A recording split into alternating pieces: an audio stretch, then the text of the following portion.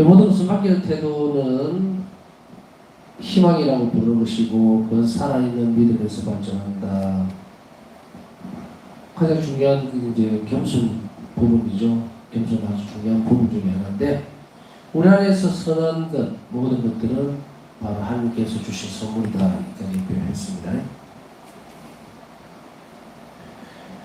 이 의탁, 희망은 하나님의 은총을 얻기 위해 영혼을 개방하는 것이면 은총을 전하는 것이다. 의탁, 희망이 있죠. 희망이 있어야 맡길 거 아니에요, 자신을. 근데 그 희망이라고 하는 것이 어디에 대한 희망입니까? 아버지 선하심에 대한, 하나님의 선하심에 대한 것이, 아버지 선하심에 대한 것이 희망이에요. 우리의 절망감에 빠져있다는 것은 뭡니까? 반대로 좀 얘기하면.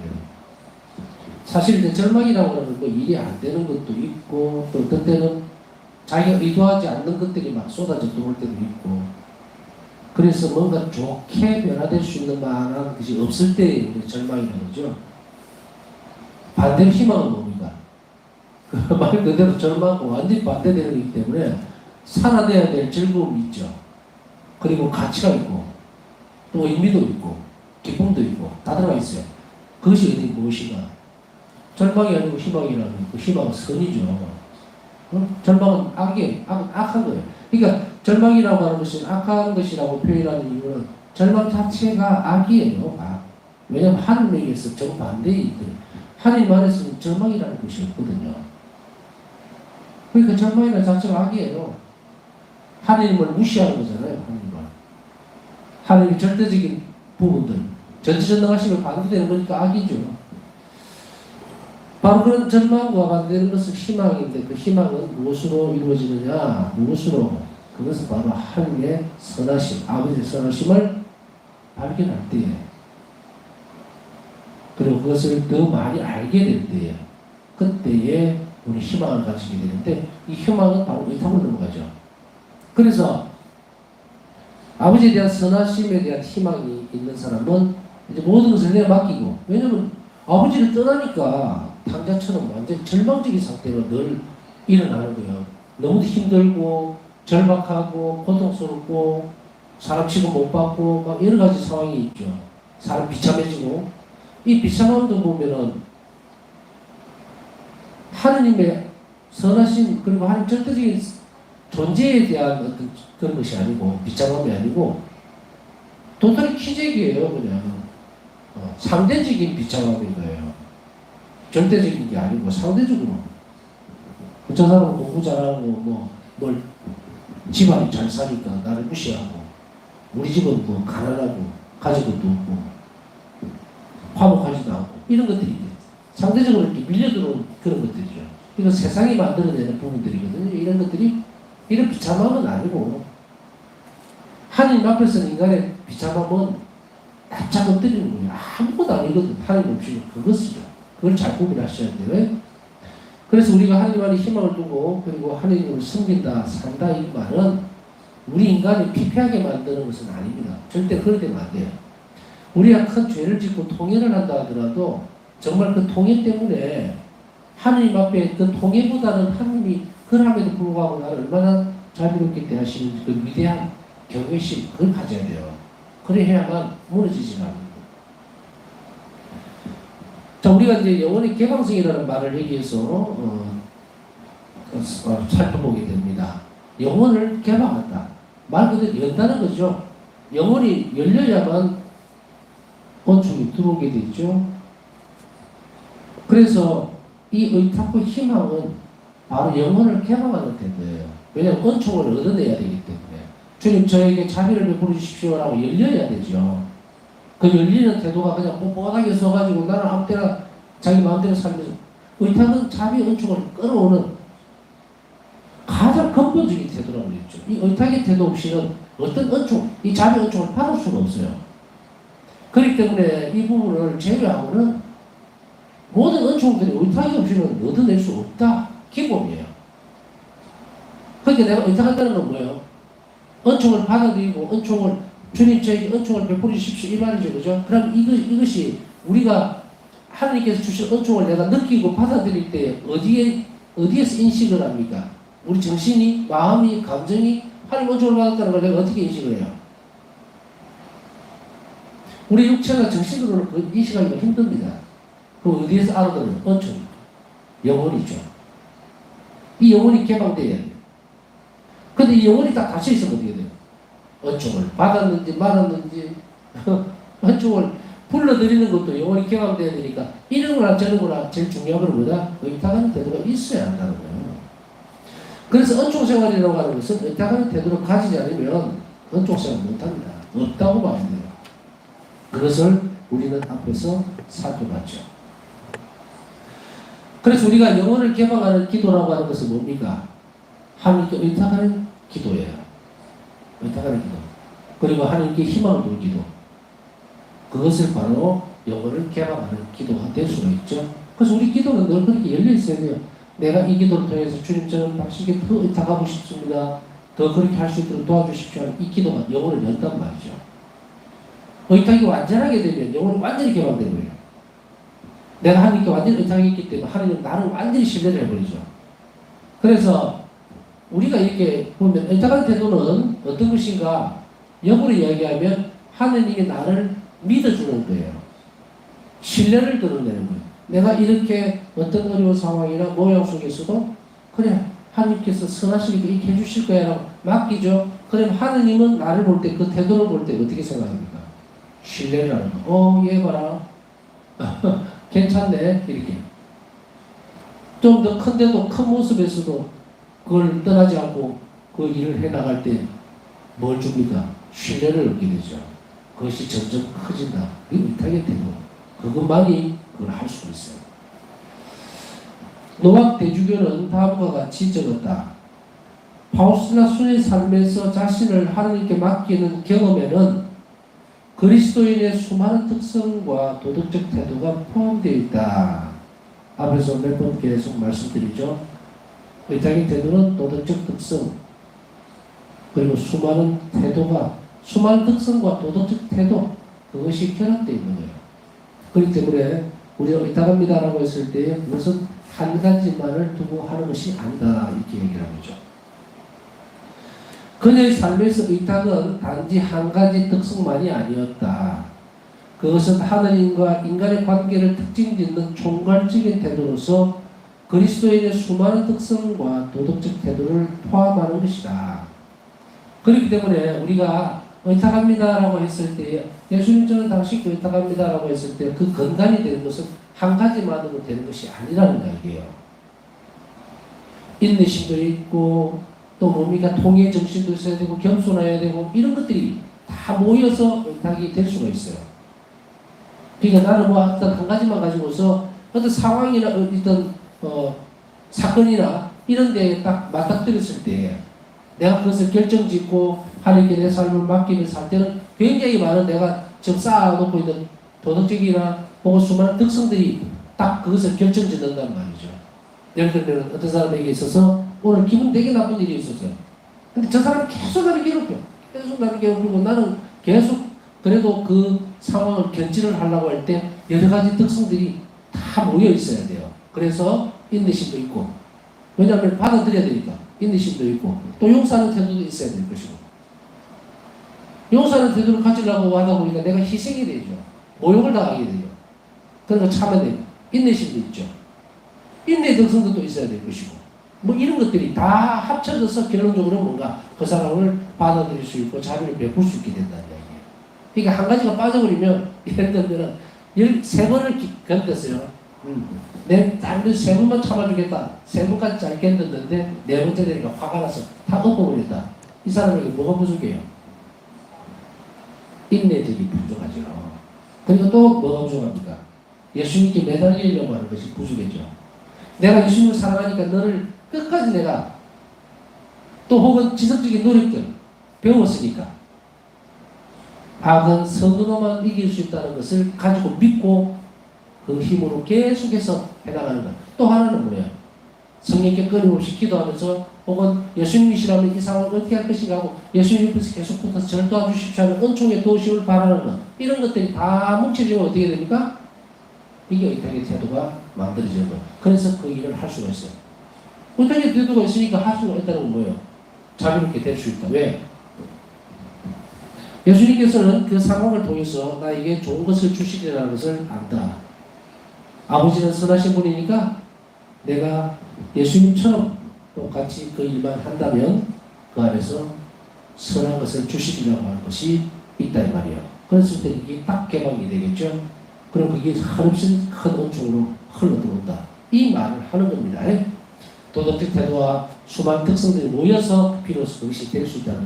그래서 우리는 어떤 때는 잘 참아내고 어떤 때는 잘 인식하고 있다가도 뭔가 잘 못 되었을 때 우리는 성찰하면서 뭘 느낍니까? 아, 조금만 더 참을 걸. 그러죠. 한 번만 더 생각해 볼 거야. 내가 기도를 좀 덜 했어. 그 순간에 내가 예수님을 불렀어야 되는데, 이런 것들. 이것들이 부족함으로 드러나죠? 이런 것들을 채워나가는 거예요. 이게 이제 백성들을 길러나가는 거. 이것이 다 모여지면, 그 다음에는 그것이 좀 쉬워진다. 그래서 그 사람에게 그 상황에 맞도록 자비를 베풀 수 있는 태도가 형성이 되기 때문에 수없이 많은 시행착오와 그리고 많은 하나하나 계단을 쌓아가면서 뭡니까? 집을 지어야 돼요. 그러니까 의탁의 태도는 작은 데서부터 시작을 해야 됩니다. 그것이 없으면은 의탁의 태도가 드러나지 않는다. 또한 노학 대주교는 또 이렇게 말했다. 파우스나 수녀의 삶에서 의탁은 단지 자신을 하나님께 맡기는 것만이 아니다. 그것은 아이와 같은 친밀함을 가지고 하나님께 자신을 내어 맡기는 것이다. 이거 밑줄 쫙 그어야 됩니다. 잘 그어야 돼요. 우리가 의탁의 태도를 형성해 나가는 데 있어서 혹은 신자들을 만나거나 대화를 이렇게 하다 보면은 마치도 제가 들을 때는 그 하나님 뜻에 맡깁니다. 그러고 하는데 그 말이 들리는 뉘앙스는 포기하고 있구나라는 것을 많이 느껴요. 뭐 알아서 하세요. 뭐. 이런 거.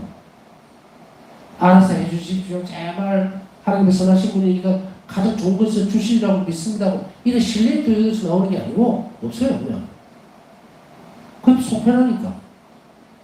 그리고 하나님께 맡깁니다 라고 하는 것이 무슨 의미인지도 몰라. 하나님께 그래서 이 의탁의 태도와 나는 예수님께 의탁합니다 이렇게만 이야기하는 사람 참 많아요. 그러고는 자신이 그 의탁의 태도를 가지고 있다고 착각을 해요. 근데 얘기하거나 들어보면은 하나도 없어. 그런 의탁한 태도가 아니고 굉장히 무책임한 태도예요. 절망감은 아닌데 그렇다고 하더라도 신뢰를 가지고 의탁하고 있지가 않는 거예요. 반드시 내가 하나님께서 원하시는 대로 좋습니다. 주님께서 저는 아무것도 못합니다. 이런 절망적인 상황. 예수님 없이는 아무것도 할 수가 없어요. 이렇게 한 자비 없이는 나는 어떤 것도 할 수가 없습니다라는 그 지점에까지 딱 이르러서 하나님께서 해주시는 대로 따라갈 겁니다. 나는 하나님께 다 내어 맡기고 삽니다. 이렇게 얘기를 해야 되는데 없어. 그냥 입으로만.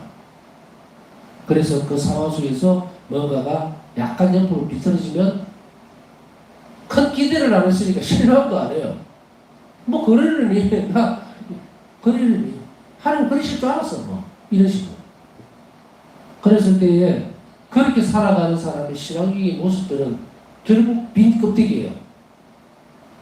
남들이 볼 때는 굉장히 편하게 말하는 것 같아요. 야, 저 사람은 정말로 심적으로 안에 깊이가 있어서 나는 하나님 원하시는 대로 하나님 주시는 대로 그렇게 살 거야.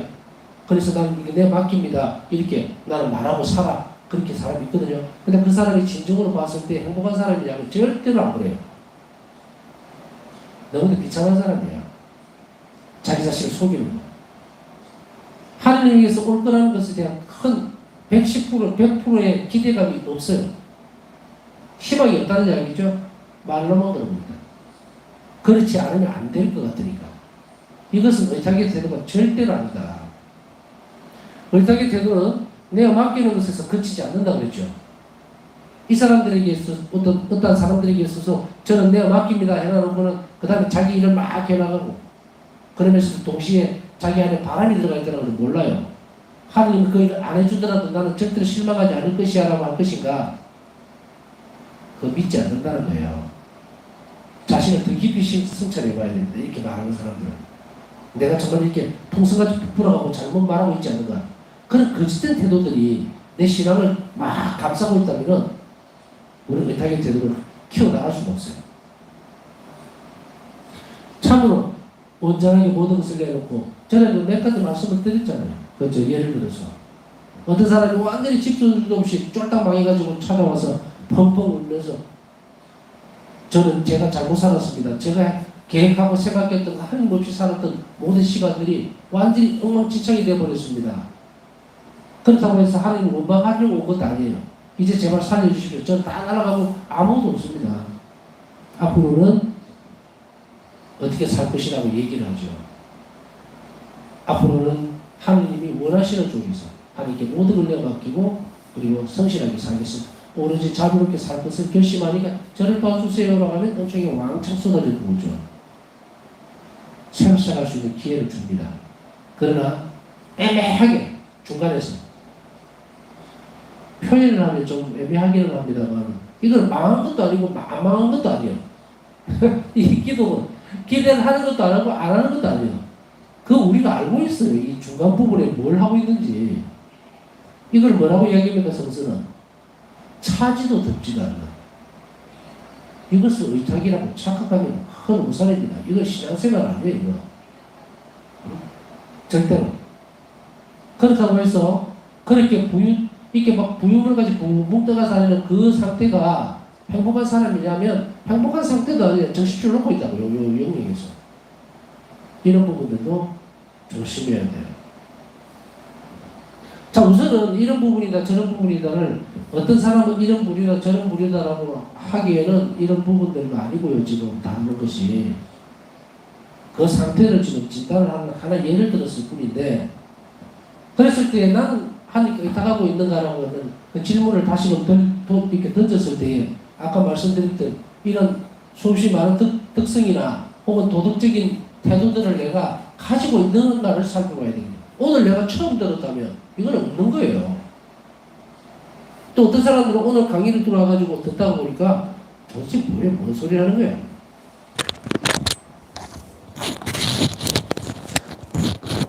이게 도덕적인 특성이고 또 태도야 이렇게 얘기할 수도 있겠죠. 자, 그런 상황에서 놓아져 있는 상태 그것을 보면 우리가 어떻게 이해를 할 것인가. 여기에서 큰 구별점이 되는 것이 하나 있습니다. 그것은 바로 친밀감이라는 말을 쓰고 있어요. 예수님 저는 당신께 의탁합니다라고 의탁하고 하나님께 맡기는 것만이 아니고 친밀감, 일치죠. 하나님과의 친밀감 그리고 그러한 것들을 가지고 자신을 내어 맡기는 거예요. 이것은 가장 중요한 그러니까 의탁합니다에 있어서 의탁의 태도를 결정짓는 가장 중요한 부분이 이 아이와 같은 친밀감이에요. 그래서 바우스다 순이의 삶에서 보면은 맡기는 것만이 아니고 아이의 모습을 이 부분들을 아이와 같은 친밀감이라고 하는 것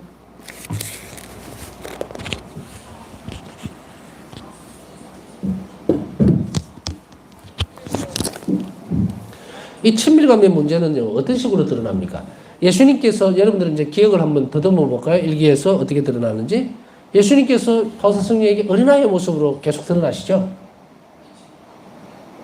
성체성차 때도 마찬가지였고 일기에 여러 군데에서 예수님께서 어린아이의 모습으로 드러나는 경우가 굉장히 많이 보입니다. 그랬을 때 예수님은 뭐라고 말씀해요? 왜 어린아이의 모습으로 오십니까? 그러나 바우스다 성녀는 이렇게 고백을 하죠. 주님께서 어린아이와 같은 갓난쟁이와 같은 모습으로 저에게 오셔도 저에게는 주님이십니다. 신앙의 눈으로 보고 있는 거죠. 그런데 거기에서 예수님은 뭐라고 말씀하셔요? 당신 자신이 어린아이 모습으로 드러난다고 하는 것은 의탁의 태도를 그대로 당신 자신이 드러내버린 거예요. 왜 그런가? 어린아이와 같은 신앙으로 나이. 그러니까 어린아이와 같은 태도로 의탁해야 된다고 당신이 보여주기 위해서 아이와 같은 것으로 모습으로 드러난 거예요. 그래서 바우스다 성녀는 이 어린아이와 같은 예수님의 모습을 보면서 친밀감을 느끼고 그리고 어린아이의 태도로 하나님께 내어 맡기는 이 어린아이의 태도라는 건 더 이상 설명할 필요 없잖아요. 얼마나 깊은 친밀감을 가지고 갓난쟁이가 엄마에게 안겨 있는지 말로 표현할 수가 없어요. 그것은 자신의 것은 아무것도 할 수가 없잖아요. 이 어린아이는.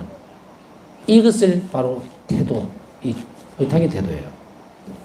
우리는 어쩌면 저는 이런 생각이 들어요. 사이클이 이렇게 이제 성장을 하잖아요. 우리가 밥도 먹고 공부도 하고 이렇게 성장을 쭉 하다가 결국은 다시 되돌아가는 작업. 근데 이거 우리 인생에서도 보면은 유년기, 청년기, 장년기, 노년기, 다시 유년기예요. 그래서 우리가 보면 연세 많으신 분들 보면 어른들 보면은 어린아이와 같이 자꾸 변해요. 왜 그렇습니까? 자, 어린아이 때의 모습을 보면은 힘이 없죠. 그래서 다니다가 넘어지기도 하고 또 겨우 일어날 때 벽 잡고 일어나기도 하고 이런 이제 유년기의 모습을 보이는데 나이가 들면 어때요? 다리 힘도 없고 걷다가 넘어지고 그죠? 힘이 없어서 뭔가를 빨래도 잘 못 짜고 이런 상태. 또 보면은 육적으로 보면은 똑같은 케이스예요. 중간에 청년기나 장년기 때는 막 자기 힘으로 하고 뭐 이런 거 다 되는데 다시 사이클로 보면 돌아가야 되는 거예요. 유년기의 삶. 어린아이가 돼버려. 이게 저는 굉장히 신비롭다고 생각해요. 여러분 안 그러세요? 그런데 이것이 뭐가 틀리느냐면 갓 태어난 유년기 아이는 뭡니까? 지성이 아무것도 없어요. 지성적인 어떤 부분들이 없어요. 뭐 공부를 한다든지 뭐 지력으로 뭘 할 수 있는 부분들이 없어요. 그 나이에 맞게끔의 어떤 부분들이 있겠지만 한 살짜리 아이에게서 지성을 발견한다는 것은 우스운 일이죠. 지력이 있다는 것은 알죠. 공부를 하나도 안 했잖아요. 그런데 이제 70, 80대, 90대가 되면은 노인들이 됐을 때는 행동이나 또 여러 가지 것들이 어린아이와 같은 유년기와 같은 모습을 보이긴 하지만 지성적인 노력도 그리고 지식도 많이 가지고 있게 돼요.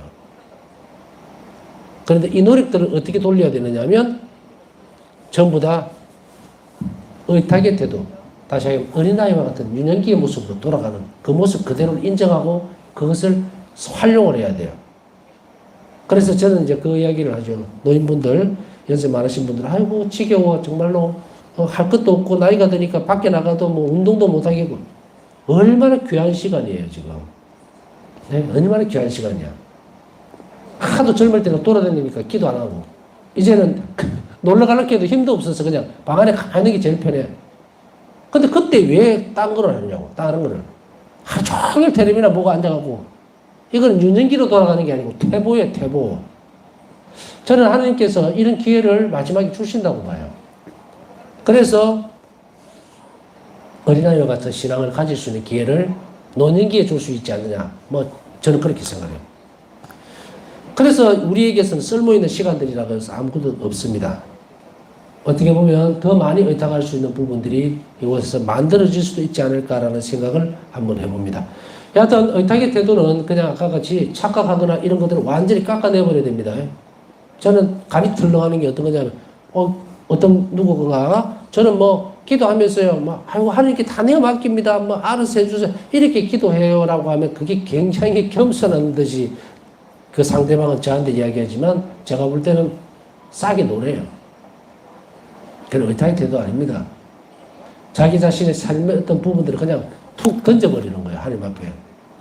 이 관계의 문제도 아니고 신앙의 문제도 아니에요. 안 믿는 거예요. 그런데 자신은 물으면은 무슨 소리 하십니까? 저는 믿으니까 그러죠 하지만 순뻥이에요 그거. 왜? 친밀감이 하나도 없어. 그리고 내가 맡깁니다라고 하면서 행동은 하나도 안 해요 자기가. 자기가 어떤 행동도 안 합니다. 그래서 자기 기분 나는 대로 해요. 하나님께 맡깁니다 해놔놓고는 지 마음대로 막 성질 낼 거 다 내고 희생적인 부분은 하나도 없고 힘들다고 뒤집어지고 뭐 이런 식으로 하면서 내가 맡겼다고 순 거짓말쟁이는 이런 태도예요. 물론 여러분 가운데는 아무도 그런 사람이 없다는 거 제가 압니다. 알고 그러나 조금이라도 그런 빈틈이 보이면 안 되고 우리는 이런 태도가 조금이라도 나에게 있다면 이것을 화를 내거나 뭐 이래가 아니라 고쳐나갈 수 있는 얼마나 귀한 시간이 지금 주어졌다라고 받아들이면 은총의 순간이에요. 자, 그래서 일치되고, 하느님과 일치되고, 그리고 친밀감을 드러냄으로 인해서 이 일이 자신이 내어 맡기는데 마치 아이가 엄마에게 모든 것을 내어 맡기듯이 그런 친밀감이 있어야 이 의탁의 태도가 발전합니다.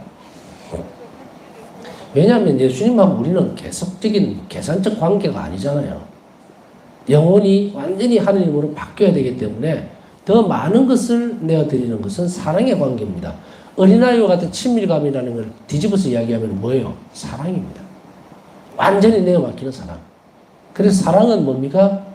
자신을 상대방에게 모두 다 내주는 행위들, 이것을 얘기하죠. 예수님 십자가에서 죽은 뭡니까? 당신 자신을 인간을 위해서 모두 다 내놓은 자비 행위. 그 사랑의 원래 가지고 있는 색깔이에요, 그게. 그래서 그것은 사랑 안에서 이루어지는 완전한 자기 포기다. 사랑 안에서 이루어집니다. 의탁의 태도는. 그래서 완전한 자기 포기예요. 바울 스승의 삶을 들여다보면은 어떤 부분들이 많이 드러납니까? 어떻게 보면은 때때로는 참 너무하다 싶을 정도로 자기 포기를 해버려요. 예. 여러분 한번 잠깐만 생각해 보세요. 본당 생활이라는 여러 가지 우리의 어떤 경험적인 차원에서 살펴본다면 누군가가 내를 위해서 뒷담화를 하고 이랬을 때 막 분노 그거 더군다나 그 사람이 내가 하고 친한 사람이라면 이걸 분노를 못 사겨가지고 막 전화를 할까 막 뛰어갈까 명예훼손으로 고발을 해버릴까 막 온갖 생각을 다 그래서 얼굴이 노래져가 있죠. 못 참아내요. 그런 경험이 아니라더라도 우리는 조그마한 모욕적인 말만 듣더라도 부르륵 하죠. 자존심 문제를 내세우고 그러면서 다른 걸 막 끌어옵니다. 그죠? 평상시에 말이야 지는 돈이 좀 있다고 내를 무시하더니 결국은 없는 말도 만들어내고 이런 식으로 또 그렇게 가서 또 부딪혀보다 보면은 또 막 더 막 심한 소리를 듣게 되고 그랬을 때는 이게 막 끌어 넘쳐버리죠. 이런 상황들이 되었을 때 여러분들은 어떻게 받아들이겠습니까? 보통 쉽게 이야기하면 이렇게 표현을 하겠죠. 아, 재수 없어서. 오늘 내가 말이야, 아침에 도대체 뭘 잘못했길래 저런 꼴을 다 봐야 되고, 이렇게 막 뱉어내죠, 험한 말을. 누가 거기에서 조신하게, 예수님께서 오늘, 하나님께서 이 상황도 나를 가르치기 위해서 사랑으로 허락해 주셨구나, 라고 느끼는 사람이 몇 프로나 되겠느냐고요. 여러분, 그렇게 느끼세요? 사랑으로 하나님께 내어 맡긴 영혼은 그 상황을 아무리 험악한 꼴을 당한다 하더라도 그것이 뭡니까? 하나님이 허락하신 것이라는 것을 받아들입니다. 왜? 나를 사랑하기 때문에. 그래서 예수님은 바울사 성령에게 어떤 말씀, 바울사 성령이 이렇게 어떤 상황에 대해서 말씀을 하고 있는 걸 우리는 들을 수가 있죠. 이 극단적인 상황도 내가 받아내야 된다. 예수님은 뭐라고 얘기합니까? 모욕을 당하거나 쉽게 얘기하면 모함을 당할 때 어떤 변명도 하지 말아라라고 했을 때에 그 상황을 여러분들 견뎌내겠습니까? 일반적으로는 초창기에 영적 성장의 초기에 들어간 영혼은 못 견뎌냅니다. 그래서 법적으로 분명히 뭔가를 해서 바꾸어 나가려고 그래요.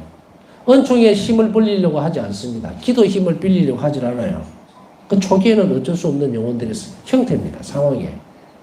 그러나 사랑으로 온전히 하나님께 맡긴 영혼은 그 모든 일들이 하나님 사랑 안에서 이루어지고 내가 사랑 때문에 포기를 했기 때문에 어떤 형태로든지 나를 좋게 만들리라는 것을 알기 때문에 뭘 합니까? 반격을 안 한다. 악을 안 심어요, 거기다가. 만일에 거기다가 내가 반격을 하거나 악을 가지고 대꾸를 해버리면 잘 만들어진 데를 훼손시켜버립니다.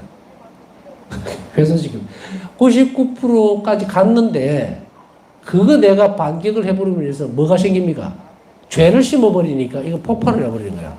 하나님은 거기에서 나오는 것을 나에게 줄 수가 없어요. 그래서 우리는 어떤 상황에 놓이게 되면 항상 그걸 명심을 해야 됩니다. 내가 이걸 참아내면 하나님에게서 받아야 돼요. 하나님께서 충분히 나에게 보상을 해 주실 거예요. 그 일에 대해서. 내가 모욕을 당해서 반격을 하지 않고 참아내면 100배, 1000배의 상을 준다는 말이 그 말이에요. 하나님께서 주시는 거예요. 그 사람에게서는 안 와요. 그러나 그 사람도 변하게 되겠죠. 이런 관계들은 완전히 사랑 안에서 이루어지는 자기 포기라는 걸 잊지 말아야 됩니다. 의탁의 태도는 자기 포기예요. 그래서 바울사 성리는 자신을 엄청나게 모욕을 하고 험담을 하고 이랬던 악담을 했던 사람에게도 한마디도 하지 않고 반격도 하지 않았어요. 근데 우리는 좀 어렵죠? 막 못 참아내니까 막 누군가 아무나 붙들고서 막 저 사람 험담을 해야 되고 이렇게 그러면 지는 거예요. 악에는 지는 거고 하나님의 은총에서도 멀어져요. 이것을 힘들지만 계속 연습을 해야 되는데 그 연습을 하는 것은 그냥 연습한다고 되는 것이 아니고 뭡니까? 특성들을 키워나가면 돼요. 작은 일에서부터 자비를 베푸는 연습을 하면 이것이 커져서 그곳에 이르게 됩니다. 훌쩍 뛰려고 하지 마세요. 이거 건너뛰려고 하면은 큰 낭떠러지가 있어요. 큰일 나요. 쏙 빠져버려요. 중간으로.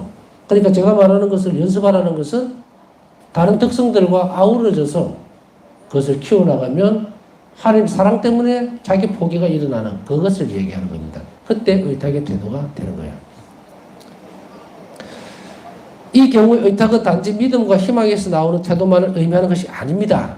사랑으로 자기를 포기한다는 것은 믿음이나 희망만으로 이루어지는 것은 아니다.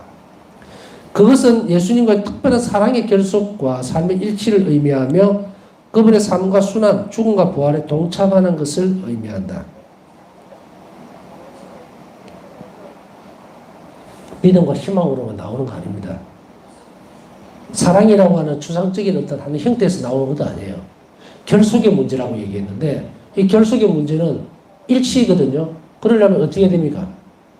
연습을 해야 되는데 어떤 식으로 가야 돼요? 그것은 바로 죽음과 순환 그리고 부활에 동참하는 거예요. 그래서 앞에서 쭉 저 말 들었는데 라는 것이 떠오르죠. 자신의 삶에서 가장 작은 부분이라 할지라도 예수님, 내 고통을 예수님의 고통과 그리고 내 모욕감을 예수님의 모욕과 다 예수님 순환과 결합시키라 그랬죠. 그걸 이야기하는 거예요.